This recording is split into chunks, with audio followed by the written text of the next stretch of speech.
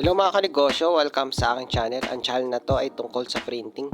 Kung interesado ka sa mga ganitong bagay, palike, subscribe at hit mo na rin ang notification bell para updated ka palagi sa mga video na i-upload ko na may kinalaman sa printing business. Hello mga kanegosyo, nitong January 18, 2025 ay nag-workshop ako tungkol sa pagsi-seal screen.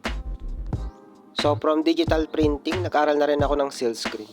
Dito inaral namin yung mga materials na ginagamit sa seal screen, types of ink at saka yung procedure. So nag-workshop ako para malaman ko talaga yung basic. Yun kasi yung pinaka-importante sa akin. At bagong bagay itong seal screen printing sa akin. Iba pa man din kasi siya sa digital printing na gumagamit ng DTP, LTP, HTP, DTF at sublimation. At parang mas matrabaho siya kaysa kay digital printing, lalo na kung maraming kulay ang gagamitin o itatatak.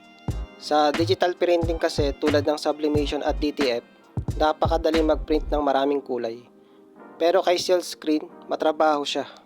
Pero pagdating naman sa tibay at quality, maganda talaga si seal screen. At nakikitaan ko siya ng market, lalo na dito sa amin, nakakaunti lang ang nagsi-seal screen. Di rin naman siya nalalayo sa hanap buhay ko na printing, kaya inaral ko na rin siya. Dito ay pinasubok din pala kami kung paano ang tamang paghagod. At sana makahagod ako ng marami sa seal screen pagdating ng araw. Bali hanggang dito na lang mga kanegosyo, palike, subscribe at hit mo na rin ang notification bell para updated ka palagi sa mga video na i-upload ko na may kinalaman sa printing business. Thank you!